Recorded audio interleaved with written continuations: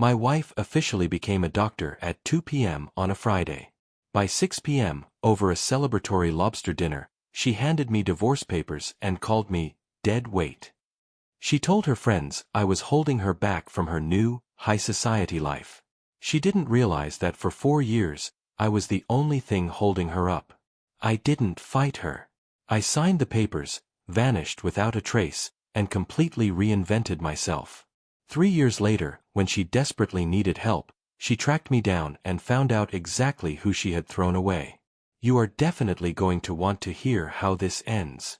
But before we dive into the story of betrayal and ultimate revenge, do me a favor, hit that subscribe button, smash the like, and drop a comment saying, Team Mark, if you think success is the best revenge. This is Inspiration Seeker. Let's get into the story. To understand why her betrayal cut so deep, you have to understand where we started. We were living in Boston, a city that runs on ambition and old money. 4 years before the divorce, I wasn't just some guy fixing printers. I was a rising software engineer with a promising career at a fintech startup. I was on track for a 6-figure salary before I hit 25. But then, Sarah got the acceptance letter. It was her dream, Harvard Medical School. We were ecstatic, but the math was brutal. Between the astronomical tuition and the cost of living in one of the most expensive cities in the U.S., we couldn't afford for both of us to focus on our careers. Someone had to sacrifice. Someone had to keep the lights on. So, we made a deal. I put my career on pause. I quit my demanding engineering role and took a dead-end, flexible IT support job that allowed me to pick up extra shifts whenever needed. I became the stable one. I paid the rent, I bought the groceries, and I made sure the internet bill was paid so she could study online lectures without buffering. For 4 years, my life was a double shift. I'd work 9 hours fixing servers for ungrateful office managers, then come home to cook dinner, clean the apartment, and do Sarah's laundry while she locked herself in the bedroom to memorize anatomy and pharmacology. I didn't mind it, at least, not at first. I viewed it as an investment in us. We were a team. I was the defense, she was the offense. But as the years ground on, the dynamic in our small apartment began to shift. The stress of medical school changed her. The gratitude she used to show for a hot meal or a clean shirt slowly evaporated, replaced by expectation and eventually, annoyance. She started treating me less like a husband and more like an employee who wasn't performing to her standards.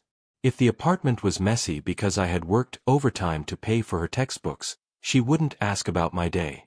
She'd just sigh, roll her eyes, and mutter about how hard it was to focus in a pigsty. I swallowed my pride every single time. I told myself it was just the stress talking. I told myself that once she was a doctor, once she crossed that finish line, the old Sarah, the woman I married, would come back. I had no idea that the woman I was supporting was already planning her exit strategy the moment she didn't need my wallet anymore. The graduation ceremony was a blur of crimson robes and polite applause. Watching Sarah walk across that stage, I felt a massive lump in my throat. It wasn't just her victory. It felt like our victory.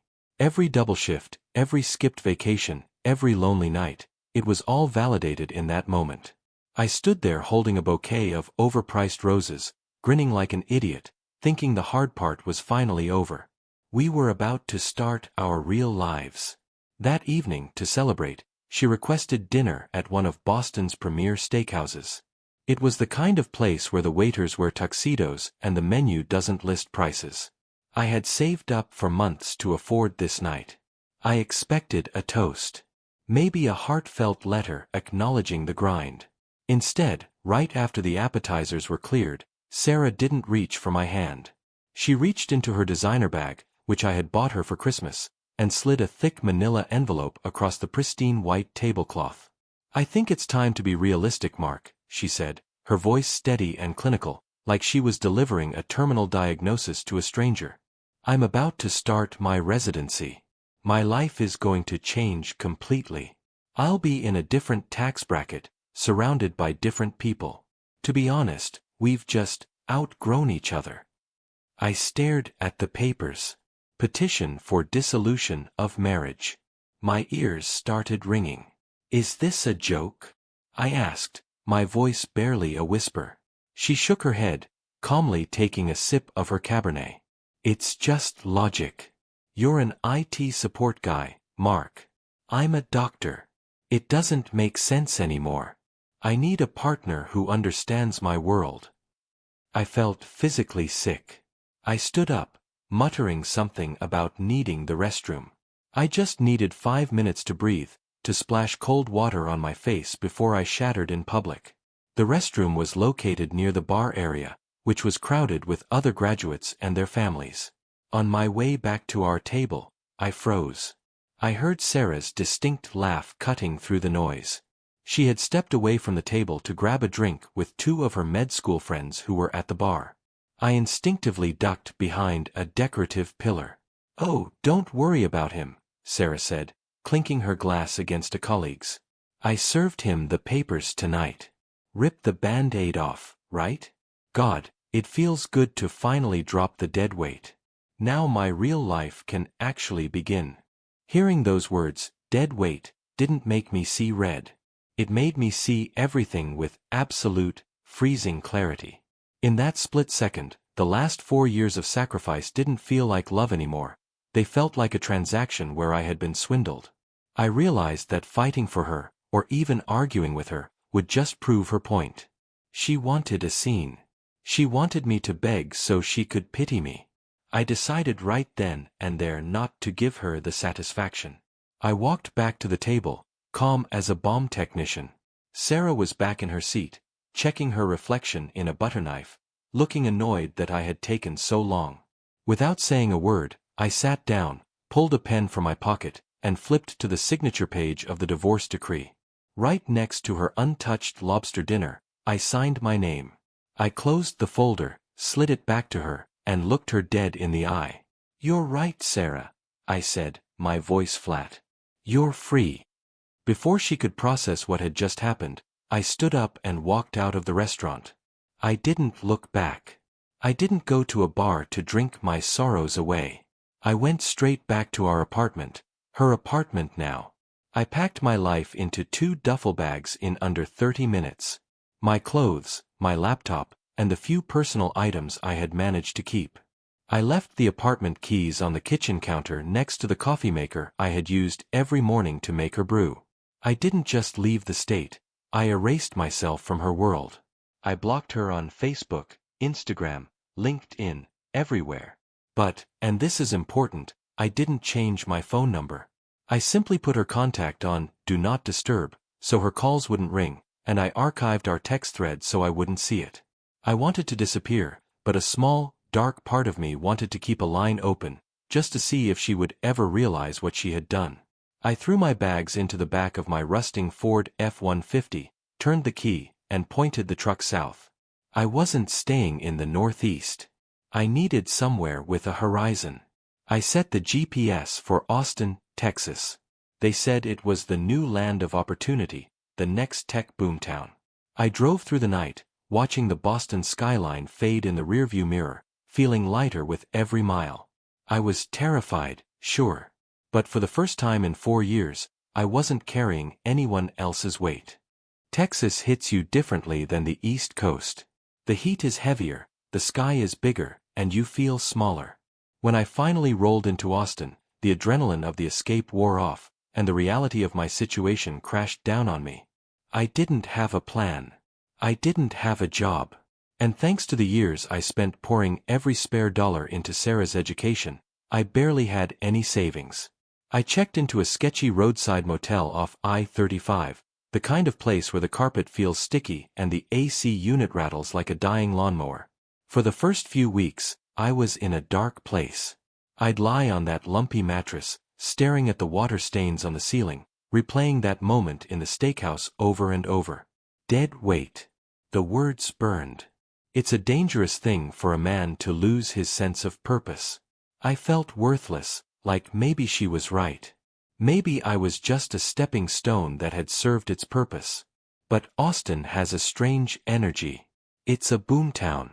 Every day, I drive my truck past the massive, gleaming campuses of Oracle, Tesla, and Google. I saw the construction cranes dominating the skyline, a city literally building itself from the ground up. It started to spark something in me. I remembered who I was before I became Sarah's husband. I was a coder. I was a builder. I had talent that I had buried under laundry piles and grocery runs. One night, sitting in a diner at 2 a.m. with a cup of black coffee, I made a choice.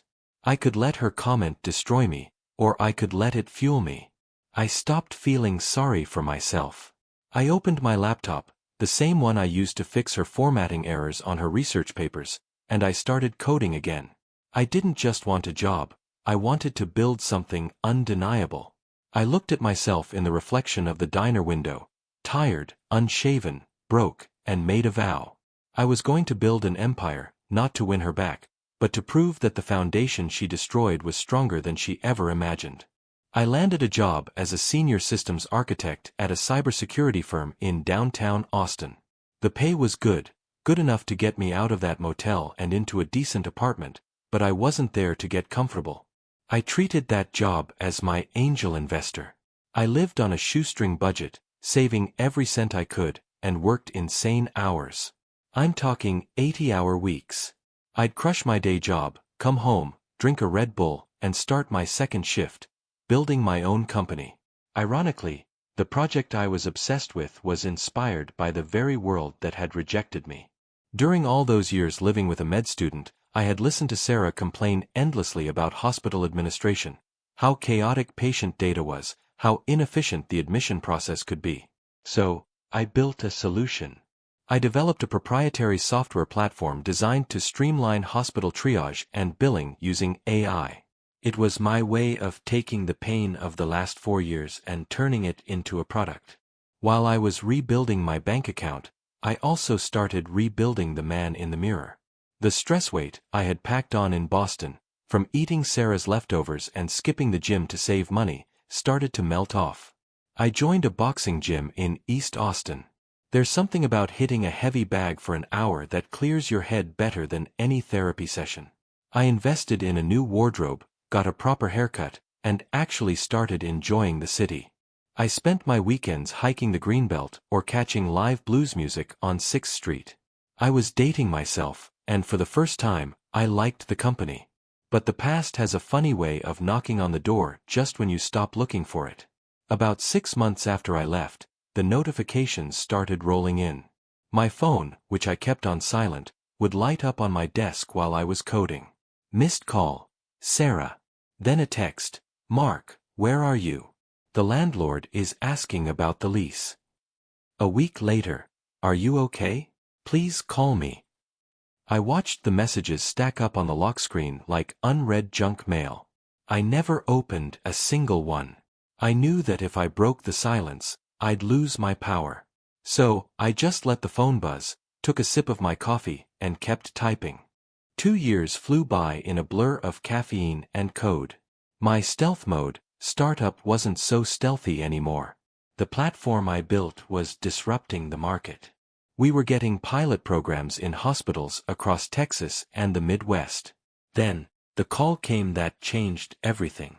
A major venture capital firm from Silicon Valley had been watching our metrics. They didn't just want to invest, they wanted to acquire the whole thing. The negotiations were intense, but I wasn't the submissive husband anymore. I was a CEO. I held my ground, and we closed the deal for $12 million. I remember staring at my banking app the morning the wire transfer hit. I refreshed the screen 3 times just to make sure I wasn't hallucinating. The commas were in all the right places. In one morning, I had made more money than Sarah would make in her entire medical career. I didn't go buy a Lamborghini or blow it on a party. I bought my freedom. I purchased a stunning modern home out in the Texas Hill Country, overlooking the lakes, far away from the noise of the city. It had floor-to-ceiling windows, a private gym, and silence. The kind of silence that brings peace, not loneliness. I was respected in my industry, I was invited to speak at tech conferences, and I had a circle of friends who knew me as Mark the Innovator, not Mark the +1. Even though I had cut ties with Sarah, the world is smaller than you think. I still had a few mutual acquaintances back in Boston who didn't know exactly where I was, but they knew I was doing well. Through the grapevine, I started hearing whispers about Sarah's perfect new life. It turns out, reality had hit her hard. Residency wasn't the glamorous Grey's Anatomy lifestyle she imagined. It was grueling, 80-hour weeks of grunt work. The rumors were that she was miserable. The high society social circle she was so desperate to join was cold and exclusive. They didn't care that she was a doctor. In their world, everyone was a doctor, or a lawyer, or an heir. She was just another exhausted resident in Scrubs. I heard she was struggling with the loneliness, complaining to friends that dating was impossible because no one wanted to put up with her schedule. The irony wasn't lost on me. She had traded a husband who worshipped the ground she walked on for a title that kept her awake at night in an empty apartment. I swore I would never step foot in Boston again. I treated that city like a crime scene I had no business revisiting. But business is business. 3 years after I drove my truck south, I was invited to be a keynote speaker at a major tech innovation summit being held at the Boston Convention Center. I accepted, mostly because it felt like the final seal on my transformation. I wasn't crashing on a friend's couch this time. I was booked into a suite at the Four Seasons. The trip was going perfectly until the last day. I called a rideshare to take me to the airport. It was raining, that miserable cold New England drizzle I hadn't missed one bit. We were navigating through the heavy downtown traffic when a delivery truck ran a red light and clipped the back of our sedan. It wasn't a massive, life-threatening crash, just a nasty fender bender, but my head slammed hard against the side window. The world went fuzzy. I didn't lose consciousness, but I was definitely dazed. The driver insisted on calling an ambulance just to be safe. As the paramedics loaded me in, I asked where we were going. Mass General, the EMT said. It's the nearest Level 1 trauma center. Of course it was. The universe has a twisted sense of humor. Mass General was exactly where Sarah had been matched for her residency. By the time we rolled into the ER, my head was pounding like a drum. I was groggy, just wanting some Tylenol and a quiet room. The admission nurse asked for my ID and insurance. I handed over my wallet with trembling hands. She pulled out my driver's license and my new health insurance card, a platinum-tier PPO plan provided by my company, the kind that covers everything with zero deductible. I saw her eyes widen slightly when she ran my details through the system. My file didn't just pop up as a standard patient, it flagged me. In high-end hospital systems, when a patient comes in with a certain net worth or corporate backing, they get tagged for VIP protocol to ensure privacy and top-tier service. Mr. Reynolds, she said, her tone instantly shifting to professional deference. We're going to fast-track you to a private observation room. We want to make sure you're comfortable. I nodded, closing my eyes, completely unaware that my name was currently flashing on a digital board at the nurse's station, a station where the chief resident was just starting her shift. While I was lying in the darkened private room, nursing a headache and waiting for the room to stop spinning, Sarah was at the central nurse's station just 20 feet away. As the chief resident, she was in charge of the floor. She glanced at the active patient roster and saw a new admission flagged with the VIP code. Then she saw the name, Mark Reynolds. At first, she probably assumed it was a coincidence. Reynolds isn't an uncommon name, and the Mark she knew was a broke IT support guy who drove a rusting truck, not a VIP patient with platinum insurance. But curiosity is a dangerous thing. She pulled up my electronic medical record on her tablet. The first thing that must have hit her was the billing information. My address wasn't a basement apartment in Boston, it was a sprawling estate in Austin, Texas. My occupation was listed as CEO, Reynolds Systems. Her heart must have been hammering against her ribs as she scrolled down to the emergency contact section. It read, next of kin, none. That single word probably stung more than she expected. I was alone, but I was powerful. Then, she checked the phone number on file. It was the same number I had when we were married. The same number she had deleted from her favorites list 3 years ago. This is the part that truly satisfies me. Standing there in the sterile hallway, She pulled out her own personal phone. She opened our message thread. She scrolled up, and up, and up. She saw the history of the last 3 years laid out like a tragic novel. There were over 200 messages she had sent me. Messages sent late at night when the loneliness of her successful life became too much. I passed my boards today. Wish you were here. I'm sorry about what I said. Are you seeing someone? Please just let me know you're alive.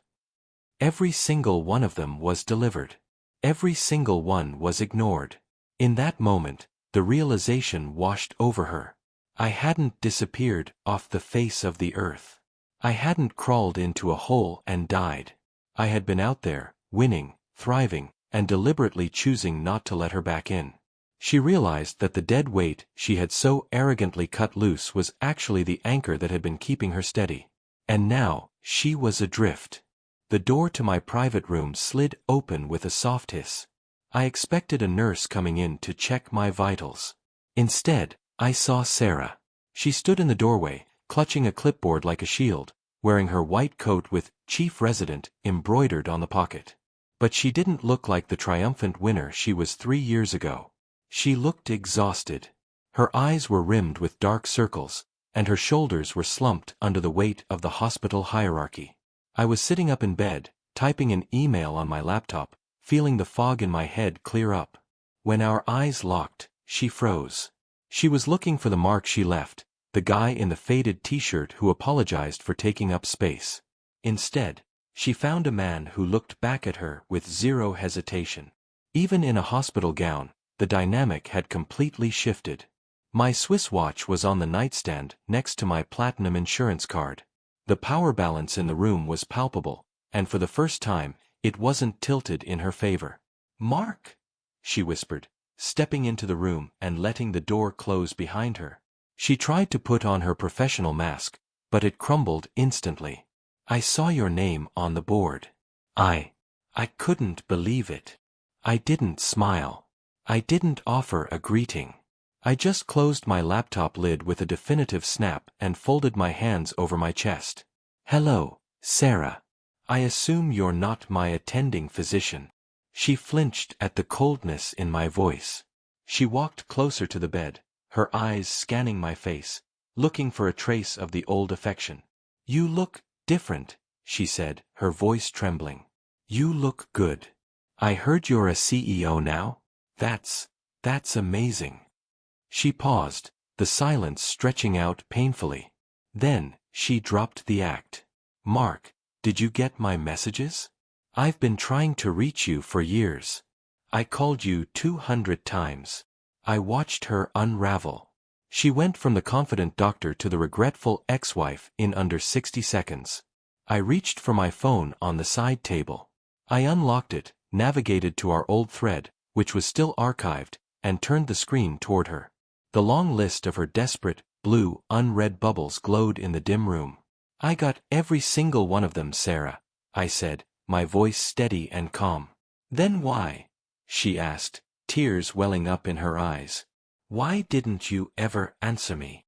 I looked her dead in the eye, delivering the line I had waited 3 years to say. "Because you were right. You cut the dead weight.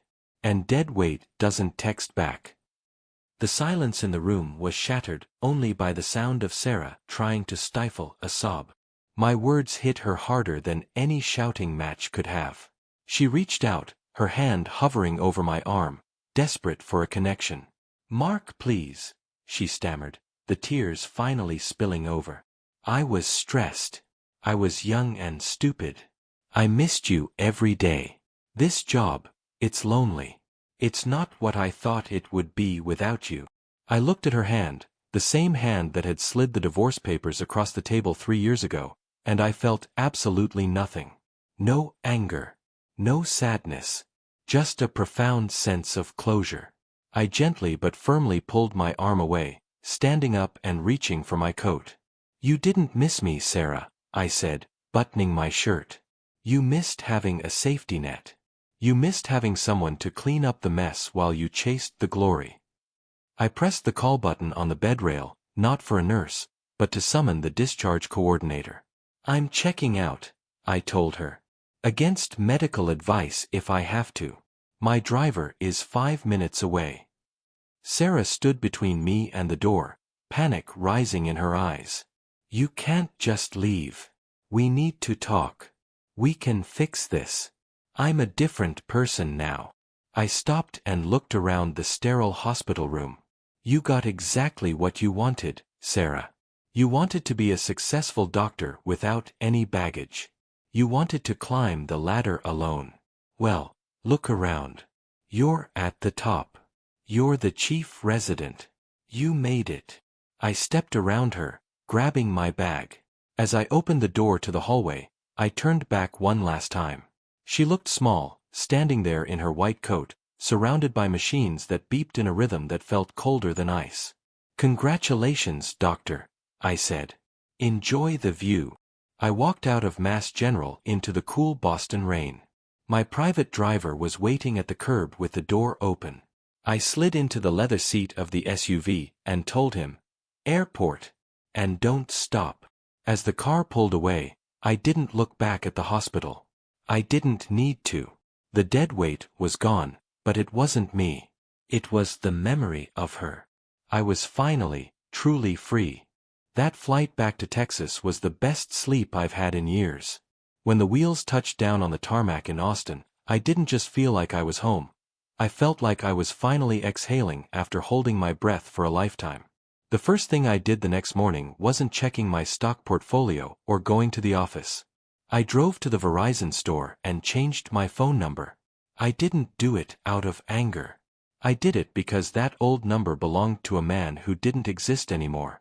The channel to Sarah was officially closed. Those 200 missed calls were the last she would ever send me. It's been 2 years since that day in the hospital. My company, Reynolds Systems, just went public last month. I'm writing this from the deck of my lake house, watching the sun go down over the water. But the money isn't the victory. The victory is that I met someone new, a woman named Elena. She's an architect, brilliant and kind. Last night, I came home late after a brutal board meeting, and the house was clean, dinner was on the table, and she asked me, "How can I help you relax?" I almost teared up. It reminded me that a partnership isn't about carrying someone else, it's about walking side by side. As for Sarah, I don't check up on her. I don't need to. But a mutual friend mentioned recently that she made attending physician. She got the title, the prestige and the money. But she's still single, still working 80 hours a week, and still complaining that she can't find a good man who understands her. She called me dead weight that night at the steakhouse. She was right about one thing. I was heavy. I was heavy with love, loyalty, and commitment, things she wasn't strong enough to carry. And now that I'm gone, she's finally realizing that without that weight to ground her, she's just floating away. And that, my friends, is the story of how I lost a marriage but found myself. It's a harsh lesson, but a necessary one. Never set yourself on fire to keep someone else warm. If someone thinks your love is a burden, do them a favor. Set them free and watch them realize how cold it gets without you. I want to know your thoughts. Do you think Sarah deserves a second chance, or did she seal her fate the moment she handed over those papers? Let me know in the comments. If this story fired you up, make sure to hit that subscribe button and turn on notifications. We drop new stories of resilience, revenge, and redemption every week on Inspiration Seeker. I'm your host, signing off. Remember, the best revenge isn't anger. It's massive, undeniable success. See you in the next video.